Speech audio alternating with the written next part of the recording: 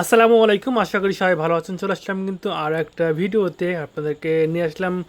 কৃষি সম্প্রসারণ দপ্তর থেকে আমাদেরকে একটা টপ ওয়ার্কিংয়ের প্রজেক্ট দিয়েছিল কুলের উপরে, সেটা আমরা করেছি এবং সেটারই ব্যানার আমরা আজকে লাগাচ্ছিলাম আপনাদের দেখানোর জন্য।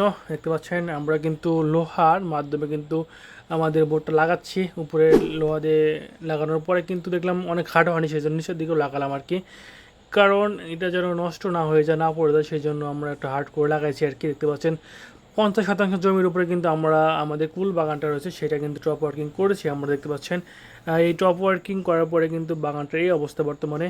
অনেক পানি জমে গেছে বৃষ্টির কারণে, কিছু কারণ নেই। অনেক অনেক বাগানটা সুন্দর হয়েছে আমাদের এবার। গাছের সংখ্যা অনেক বেশি এবং অনেক ভালো। যে গাছগুলোতে অবাঞ্ছিত ডাল রয়েছিল, যেগুলো আসলে প্রয়োজন নেই, যেগুলো খাবার খেয়ে নিচ্ছে আসলে, সেইগুলো আমরা কেটে দিচ্ছিলাম বারবার।